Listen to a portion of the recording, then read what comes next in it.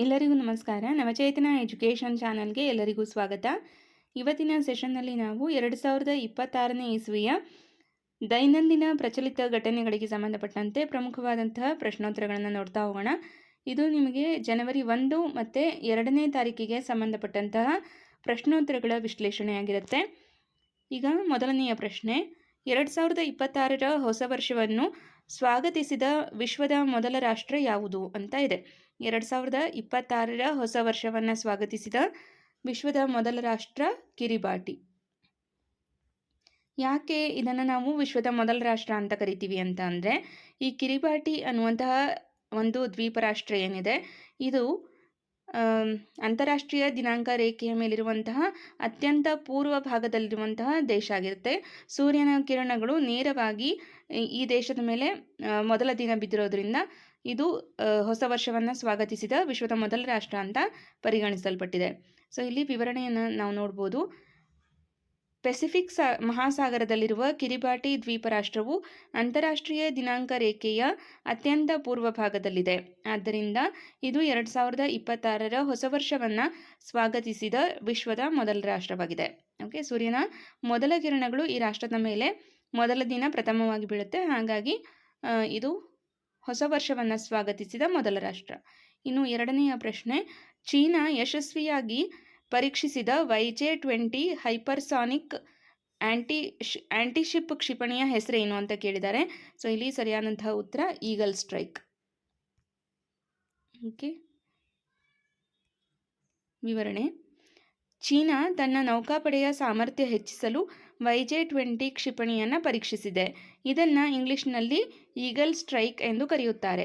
ಇದು ಶತ್ರುಗಳ ಹಡಗುಗಳು ಮತ್ತು ಜಲಾಂತರ್ಗಾಮಿ ನೌಕೆಗಳನ್ನು ಗುರಿಯಾಗಿಸಲು ವಿನ್ಯಾಸಗೊಳಿಸಲಾಗಿದೆ. ಓಕೆ, ಸೊ ನೆಕ್ಸ್ಟ್ ಮೂರನೆಯ ಪ್ರಶ್ನೆ, ಚೀನಾ ಇತ್ತೀಚೆಗೆ ಯಾವ ಪ್ರದೇಶದಲ್ಲಿ ಮಿಲಿಟರಿ ಅಭ್ಯಾಸಗಳನ್ನು ನಡೆಸುವ ಮೂಲಕ ಉದ್ವಿಗ್ನತೆಯನ್ನು ಹೆಚ್ಚಿಸಿದೆ ಅಂತ ಅಂದರೆ ಸರಿಯಾದ ಉತ್ತರ ಯಾವುದಾಗುತ್ತೆ? ಆಪ್ಷನ್ ಬಿ, ತೈವಾನ್ ಜಲಸಂಧಿ. ಓಕೆ, ವಿವರಣೆ. ಚೀನಾ ಮತ್ತು ತೈವಾನ್ ದ್ವೀಪದ ನಡುವಿನ ಕಿರಿದಾದ ಸಮುದ್ರ ಭಾಗವಾದ ತೈವಾನ್ ಜಲಸಂಧಿಯಲ್ಲಿ ಚೀನಾ ತನ್ನ ಪ್ರಾದೇಶಿಕ ಸಾಮರ್ಥ್ಯಗಳನ್ನು ಪ್ರದರ್ಶಿಸಲು ಮಿಲಿಟರಿ ಕಸರತ್ತು ನಡೆಸಿರುವುದು ಉದ್ವಿಗ್ನತೆಯನ್ನು ಹೆಚ್ಚಿಸಿದೆ ಅಂತ ಹೇಳ್ಬೋದು. ಓಕೆ, ಸೊ ನೆಕ್ಸ್ಟ್ ನಾಲ್ಕನೆಯ ಪ್ರಶ್ನೆ. ಈಗ ಕಿರಿಬಾಟಿ ಅನ್ನುವಂತಹ ಒಂದು ದೇಶದ ಕುರಿತಾಗಿ ನಾವು ಮಾಹಿತಿಯನ್ನು ನೋಡ್ತಾ ಇದ್ವಿ. ಅದರ ಕುರಿತಾಗಿ ಇನ್ನೊಂದು ಪ್ರಶ್ನೆ ಇದೆ. ಕಿರಿಬಾಟಿಯು ಪ್ರಪಂಚದ ಅನೇಕ ಪ್ರದೇಶಗಳಿಗಿಂತ ಎಷ್ಟು ಗಂಟೆಗಳಷ್ಟು ಮುಂದಿದೆ? ಇದು ಅಂತಾರಾಷ್ಟ್ರೀಯ ದಿನಾಂಕ ರೇಖೆಯ ಅತ್ಯಂತ ಪೂರ್ವ ಭಾಗದಲ್ಲಿರುವಂಥ ರಾಷ್ಟ್ರ.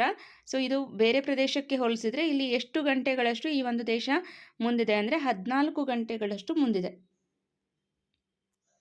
ಓಕೆ, ಸೊ ಇಲ್ಲಿ ನೋಡಿ, ಕಿರಿಬಾಟಿಯು UTC+14 ಸಮಯ ವಲಯದಲ್ಲಿದೆ. ಅದರ ವಿಶಿಷ್ಟ ಭೌಗೋಳಿಕ ಸ್ಥಾನದಿಂದಾಗಿ ಇದು ಪ್ರಪಂಚದ ಅನೇಕ ಪ್ರದೇಶಗಳಿಗಿಂತ 14 ಗಂಟೆಗಳಷ್ಟು ಮುಂದಿರುವ ಸಮಯ ವಲಯವಾಗಿದೆ. ನೆಕ್ಸ್ಟ್ ಐದನೆಯ ಪ್ರಶ್ನೆ, ವರದಿಯ ಪ್ರಕಾರ YJ-20 ಹೈಪರ್ಸಾನಿಕ್ ಕ್ಷಿಪಣಿಯ ವೇಗ ಎಷ್ಟಿದೆ ಅಂತ ಕೇಳಿದರೆ ಸರಿಯಾದಂಥ ಉತ್ತರ ಮ್ಯಾಕ್ 5ಗಿಂತ ಹೆಚ್ಚು. ಸೊ ಇಲ್ಲಿ ವಿವರಣೆ. YJ-20 ಒಂದು ಹೈಪರ್ಸಾನಿಕ್ ಕ್ಷಿಪಣಿಯಾಗಿದೆ. ಹೈಪರ್ಸಾನಿಕ್ ಎಂದರೆ ಶಬ್ದದ ವೇಗಕ್ಕಿಂತ 5 ಪಟ್ಟು ಹೆಚ್ಚು ವೇಗವಾಗಿ ಚಲಿಸುವ ಸಾಮರ್ಥ್ಯ ಎಂದರ್ಥ. ಓಕೆ, ಸೊ ನೆಕ್ಸ್ಟ್ ಆರನೆಯ ಪ್ರಶ್ನೆ, ವರದಿಯಲ್ಲಿ ಉಲ್ಲೇಖಿಸಲಾದ ಭಾರತೀಯ ನೌಕಾಪಡೆಯ ವಿಧ್ವಂಸಕ ನೌಕೆ ಯಾವುದು ಅಂದರೆ ಸರಿಯಾದ ಉತ್ತರ INS ವಿಶಾಖಪಟ್ಟಣಂ.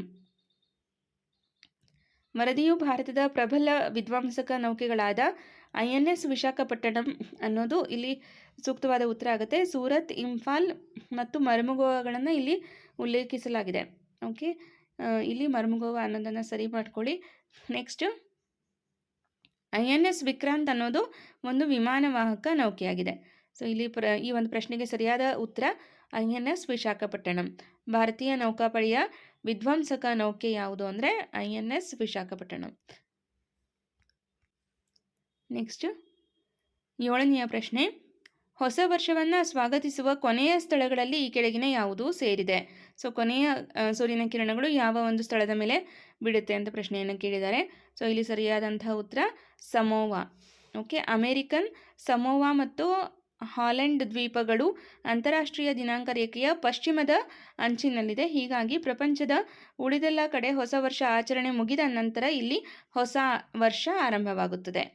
ಕಾರಣ ಇದು ಅಂತಾರಾಷ್ಟ್ರೀಯ ದಿನಾಂಕ ರೇಖೆಯ ಅತ್ಯಂತ ಪಶ್ಚಿಮ ಅಂಚಿನಲ್ಲಿರುವಂತಹ ಸ್ಥಳಗಳಾಗಿರೋದ್ರಿಂದ ಇಲ್ಲಿ ಕೊನೆಯಲ್ಲಿ ಎಲ್ಲ ರಾಷ್ಟ್ರಗಳು ಆಚರಣೆ ಮಾಡಿದ ನಂತರ ಕೊನೆಯದಾಗಿ ಈ ಸ್ಥಳಗಳು ಹೊಸ ವರ್ಷವನ್ನು ಆರಂಭ ಮಾಡ್ತವೆ. ಇನ್ನು 8ನೆಯ ಪ್ರಶ್ನೆ, ಸಾಂಪ್ರದಾಯಿಕವಾಗಿ ಸೂರ್ಯ ಉದಯಿಸುವ ನಾಡು ಎಂದು ಯಾವ ದೇಶವನ್ನು ಕರೆಯಲಾಗುತ್ತದೆ? ಇದು GKಯಲ್ಲಿ ನಿಮಗೆ ಕ್ವೆಶನ್ ಆಗ್ಬೋದು. ಲ್ಯಾಂಡ್ ಆಫ್ ದ ರೈಸಿಂಗ್ ಸನ್ ಅಂತ ಅಂದರೆ ಜಪಾನ್ ಆಗುತ್ತೆ. ಸೂರ್ಯೋದಯದ ನಾಡು ಅಂತ ನಾವು ಇದನ್ನು ಗುರುತಿಸ್ತೀವಿ. ಭೌಗೋಳಿಕವಾಗಿ ಕಿರಿಬಾಟಿ ಮೊದಲು ಸೂರ್ಯೋದಯವನ್ನು ಕಂಡರೂ ಐತಿಹಾಸಿಕವಾಗಿ ಮತ್ತು ಸಾಂಪ್ರದಾಯಿಕವಾಗಿ ಜಪಾನ್ ದೇಶಕ್ಕೆ ನಿಪ್ಪಾನ್ ಅಥವಾ ಸೂರ್ಯ ಉದಯಿಸುವ ನಾಡು ಎಂದು ಬಿರುದು ಇದೆ. ಓಕೆ, ಸೊ ಯಾವ ದೇಶಕ್ಕೆ ನಿಪ್ಪಾನ್ ಅನ್ನುವಂಥ ಬಿರುದಿದೆ ಅಂತ ತಿಳ್ಕೊಂಡಿರಿ. ನಿಪ್ಪಾನ್ ಅಂದರೆ ಸೂರ್ಯ ಉದಯಿಸುವಂಥ ಮೊದಲ ನಾಡು ಅಂತ ಅರ್ಥ. ಸೊ ಸರಿಯಾದಂಥ ಉತ್ತರ ಯಾವುದಾಗುತ್ತೆ? ಜಪಾನ್. ಇನ್ನು 9ನೆಯ ಪ್ರಶ್ನೆ, ಹೊಸ ವರ್ಷದ ಸಂದರ್ಭದಲ್ಲಿ ಭವಿಷ್ಯವನ್ನು ಬದಲಾಯಿಸಲು ಯಾವ ವಿಷಯಕ್ಕೆ ಆದ್ಯತೆ ನೀಡುವಂತೆ ಪ್ರೇರೇಪಿಸಲಾಗಿದೆ ಅಂತ ಪ್ರಶ್ನೆಯನ್ನು ಕೇಳಿದ್ದಾರೆ. ಸರಿಯಾದಂಥ ಉತ್ತರ ಶಿಕ್ಷಣ.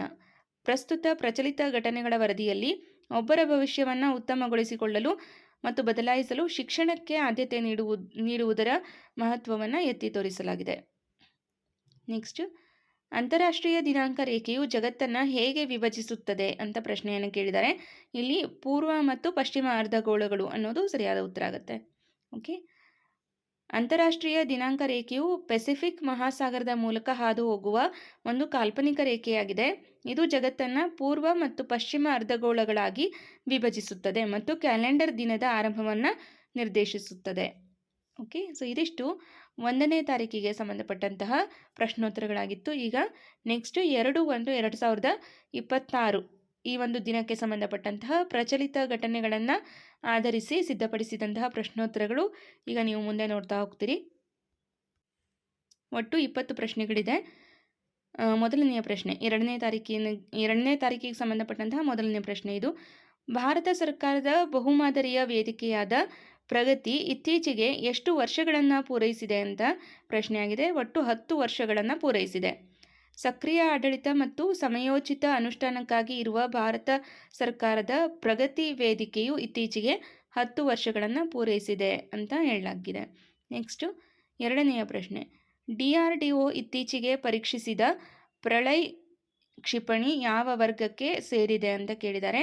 ಇಲ್ಲಿ ಸರಿಯಾದಂತಹ ಉತ್ತರ ಮೇಲ್ಮೈಯಿಂದ ಮೇಲ್ಮೈಗೆ ಚಿಮ್ಮುವಂತಹ ಕ್ಷಿಪಣಿ. ಸೊ ಇದರ ವಿಶೇಷತೆಯಾಗಿರುತ್ತೆ. ರಕ್ಷಣಾ ಸಂಶೋಧನೆ ಮತ್ತು ಅಭಿವೃದ್ಧಿ ಸಂಸ್ಥೆ ಒಡಿಶಾ ಕರಾವಳಿಯಲ್ಲಿ ಪ್ರಳಯ್ ಕ್ಷಿಪಣಿಯನ್ನು ಪರೀಕ್ಷಿಸಿದ್ದು ಇದು ಮೇಲ್ಮೈಯಿಂದ ಮೇಲ್ಮೈಗೆ ಚಿಮ್ಮುವ ಅಂದರೆ ಸರ್ಫೇಸ್ ಟು ಸರ್ಫೇಸ್ ಅನ್ನುವಂಥ ಒಂದು ಕ್ಷಿಪಣಿ ಇದಾಗಿರುತ್ತೆ. ನೆಕ್ಸ್ಟ್, ಡೊನಾಲ್ಡ್ ಟ್ರಂಪ್ ಅವರಿಗೆ ಶಾಂತಿ ಪ್ರಶಸ್ತಿಯನ್ನು ಯಾವ ದೇಶ ಘೋಷಿಸಿದೆ ಅಂದರೆ ನಾರ್ವೆ ದೇಶ. ಓಕೆ,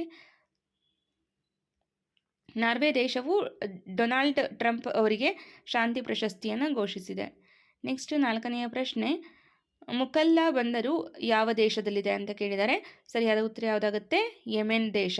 ಯೆಮೆನ್ ಅನ್ನೋದು ಸರಿಯಾದ ಉತ್ತರ. ನೆಕ್ಸ್ಟು 5ನೆಯ ಪ್ರಶ್ನೆ, YJ-20 ಎಂಬ ಹೈಪರ್ಸಾನಿಕ್ ಹಡಗು ವಿರೋಧಿ ಕ್ಷಿಪಣಿಯನ್ನು ಯಾವ ದೇಶ ಅಭಿವೃದ್ಧಿಪಡಿಸಿದೆ ಅಂದರೆ ಚೀನಾ ದೇಶ. ಸೊ ಈ ಒಂದು YJ-20 ಹೈಪರ್ಸಾನಿಕ್ ಕ್ಷಿಪಣಿಯ ಕುರಿತಾಗಿ ಯಾವ ರೀತಿ ಪ್ರಶ್ನೆಗಳನ್ನು ಕೇಳ್ಬೋದು ಅಂತ ನಾವಿಲ್ಲಿ ಗಮನಿಸ್ಬೋದು. ಸೊ 1ನೇ ತಾರೀಕಿಂದು ಒಂದು ಕರೆಂಟ್ ಅಫೇರ್ಸ್ ನೋಡಿದಾಗ ಸೊ ಅಲ್ಲಿ ಬೇರೆ ರೀತಿಯ ಪ್ರಶ್ನೆಗಳಿತ್ತು. ಸೊ ಇಲ್ಲಿ ಯಾವ ದೇಶದ ಕ್ಷಿಪಣಿ ಅಂತಲೂ ಪ್ರಶ್ನೆ ಆಗ್ಬೋದು. ಸರಿಯಾದ ಉತ್ತರ ಚೀನಾ ದೇಶವು YJ-20 ಎಂಬ ಹೈಪರ್ಸಾನಿಕ್ ಹಡಗು ವಿರೋಧಿ ಕ್ಷಿಪಣಿಯನ್ನು ಅಭಿವೃದ್ಧಿಪಡಿಸಿದೆ.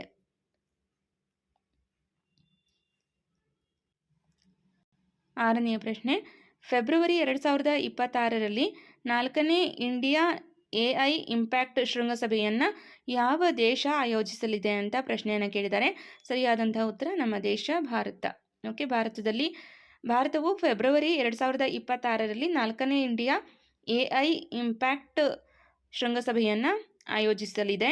ಇದರ ಪ್ರಮುಖ ಅಂಶ ಜನರು ಗ್ರಹ ಪ್ರಗತಿ ಅಂದರೆ ಪೀಪಲ್ ಪ್ಲಾನೆಟ್ ಪ್ರೋಗ್ರೆಸ್ ಅನ್ನುವಂತಹ ಚೌಕಟ್ಟನ್ನು ಹಾಕ್ಕೊಂಡು ಈ ಒಂದು ಶೃಂಗಸಭೆಯನ್ನು ಆಯೋಜನೆ ಮಾಡಲಾಗಿದೆ.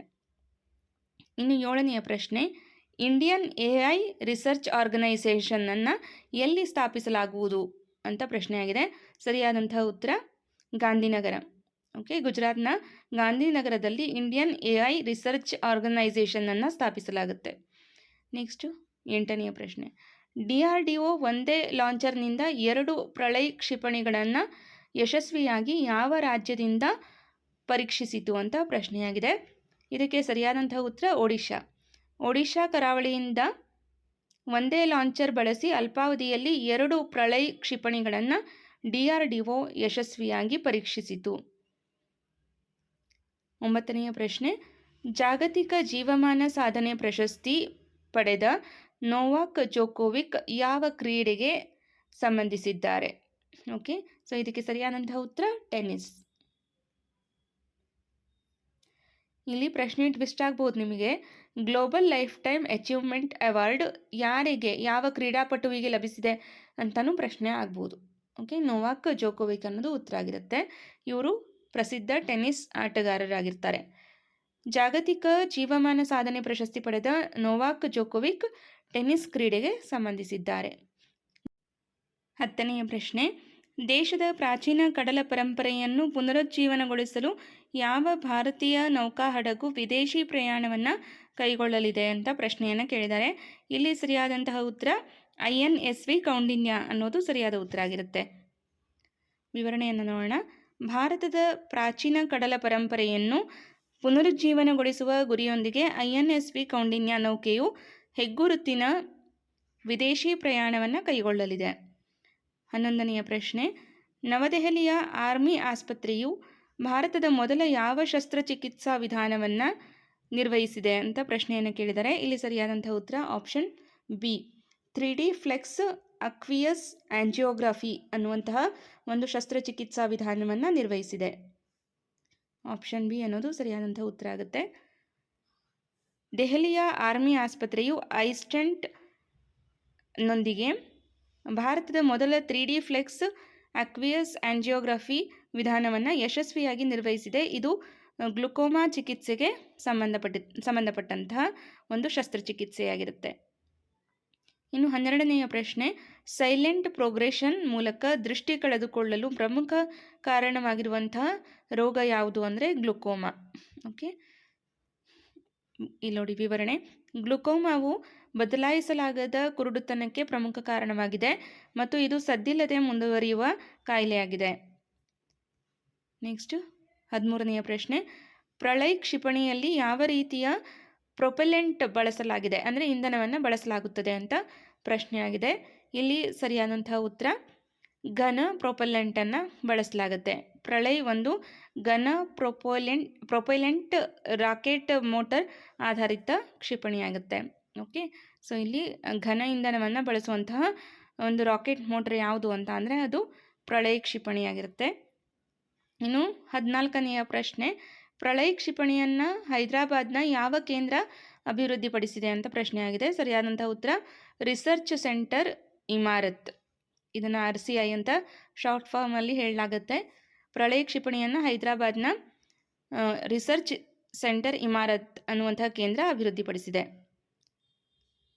ಸೊ ಇಲ್ಲಿ ವಿವರಣೆ ಚಿಕ್ಕದಾಗಿದೆ. ಪ್ರಳಯ್ ಕ್ಷಿಪಣಿಯನ್ನು ಹೈದರಾಬಾದ್ನಲ್ಲಿರುವಂತಹ ರಿಸರ್ಚ್ ಸೆಂಟರ್ ಇಮಾರತ್ ಅಭಿವೃದ್ಧಿಪಡಿಸಿದೆ ಮತ್ತು ಇತರ DRDO ಪ್ರಯೋಗಾಲಯಗಳು ಇದಕ್ಕೆ ಬೆಂಬಲ ನೀಡಿವೆ. ಇನ್ನು 15ನೆಯ ಪ್ರಶ್ನೆ, ಫೆಬ್ರವರಿ 2026ರ AI ಶೃಂಗಸಭೆಯ ಮುಖ್ಯ ಚೌಕಟ್ಟು ಯಾವುದು ಅಂತ ಕೇಳಿದ್ದಾರೆ. ಸೊ ಇದು 1ನೇ ತಾರೀಕಿನ ಪ್ರಶ್ನೆಯಲ್ಲಿ ಕೂಡ ನಾವು ನೋಡಿದ್ವಿ. ಇಲ್ಲಿ ಸರಿಯಾದ ಉತ್ತರ ಪೀಪಲ್ ಪ್ಲಾನೆಟ್ ಪ್ರೋಗ್ರೆಸ್. ಇದು ಈ ಒಂದು 2026ರ AI ಶೃಂಗಸಭೆಯ ಒಂದು ಫ್ರೇಮ್ವರ್ಕ್ ಆಗಿರುತ್ತೆ. ಓಕೆ, ಸೊ ನೆಕ್ಸ್ಟ್ ಇಲ್ಲಿ ನೋಡಿ, 4ನೇ ಇಂಡಿಯಾ AI ಇಂಪ್ಯಾಕ್ಟ್ ಶೃಂಗಸಭೆಯು ಜನರು ಗ್ರಹ ಪ್ರಗತಿ ಅನ್ನುವಂಥ ಚೌಕಟ್ಟನ್ನು ಹೊಂದಿದೆ. ಇನ್ನು 16ನೆಯ ಪ್ರಶ್ನೆ, ಆರ್ಮಿ ಆಸ್ಪತ್ರೆಯಲ್ಲಿ ನಡೆದ ಕಣ್ಣಿನ ಶಸ್ತ್ರಚಿಕಿತ್ಸೆಯಲ್ಲಿ ಯಾವ ಸುಧಾರಿತ ವ್ಯವಸ್ಥೆಯನ್ನು ಬಳಸಲಾಯಿತು ಅಂತ ಕೇಳಿದ್ದಾರೆ. ಇಲ್ಲಿ ಕರೆಕ್ಟಾದಂತಹ ಉತ್ತರ ಸ್ಪೆಕ್ಟ್ರಾಲಿಸ್ ಸಿಸ್ಟಮ್ ಅನ್ನುವಂತಹ ಒಂದು ಹೊಸ ಸುಧಾರಿತ ವ್ಯವಸ್ಥೆಯನ್ನು ಬಳಸಲಾಗಿದೆ.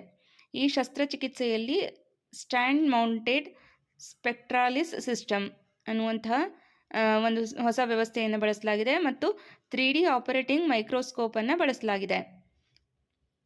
ಇನ್ನು 17ನೆಯ ಪ್ರಶ್ನೆ, ಇದು ಕೂಡ ಪ್ರಳಯ ಕ್ಷಿಪಣಿಯ ಕುರಿತಾಗಿ ಒಂದು ಪ್ರಶ್ನೆ. ಪ್ರಳಯ ಕ್ಷಿಪಣಿಯ ಪರೀಕ್ಷಾರ್ಥ ಉಡಾವಣೆಯನ್ನು ಯಾವ ಶ್ರೇಣಿಯಿಂದ ಟ್ರ್ಯಾಕ್ ಮಾಡಲಾಯಿತು ಅಂತ ಪ್ರಶ್ನೆ ಇದೆ. ಸೊ ಇಲ್ಲಿ ಸರಿಯಾದಂಥ ಉತ್ತರ ಇಂಟಿಗ್ರೇಟೆಡ್ ಟೆಸ್ಟ್ ರೇಂಜ್, ITR ಅಂತ ಹೇಳ್ತೀವಿ. ಸೊ ಇದು ಚಂಡೀಪುರ್ ಅಲ್ಲಿರುವಂಥದ್ದು. ಈ ಒಂದು ಶ್ರೇಣಿಯಿಂದ ಟ್ರ್ಯಾಕ್ ಮಾಡಲಾಗಿದೆ. ನೆಕ್ಸ್ಟು ವಿವರಣೆ ನೋಡೋಣ. ಕ್ಷಿಪಣಿಯ ಪಥ ಮತ್ತು ಹಾರಾಟದ ಉದ್ದೇಶಗಳನ್ನು ಚಂಡೀಪುರದಲ್ಲಿರುವಂತಹ ಇಂಟಿಗ್ರೇಟೆಡ್ ಟೆಸ್ಟ್ ರೇಂಜ್ನಿಂದ ಟ್ರ್ಯಾಕ್ ಮಾಡಲಾಯಿತು. 18ನೆಯ ಪ್ರಶ್ನೆ, ಚೀನಾ ಅಭಿವೃದ್ಧಿಪಡಿಸಿದ YJ-20 ಕ್ಷಿಪಣಿಯ ವಿಶೇಷತೆ ಏನು ಅಂತ ಅಂದರೆ ಇದೊಂದು ಹೈಪರ್ಸಾನಿಕ್ ಕ್ಷಿಪಣಿಯಾಗಿರುತ್ತೆ. YJ-20 ಒಂದು ಹೈಪರ್ಸಾನಿಕ್ ಹಡಗು ವಿರೋಧಿ ಕ್ಷಿಪಣಿಯಾಗಿದೆ. 17ನೆಯ ಪ್ರಶ್ನೆ, ಪ್ರಳಯ ಕ್ಷಿಪಣಿಯು ಯಾವ ರೀತಿಯ ಕ್ಷಿಪಣಿಯಾಗಿದೆ ಅಂತ ಕೇಳಿದ್ದಾರೆ. ಸೊ ಇಲ್ಲಿ ಸರಿಯಾದಂತಹ ಉತ್ತರ ಕ್ವಾಸಿ ಬ್ಯಾಲಿಸ್ಟಿಕ್ ಕ್ಷಿಪಣಿ.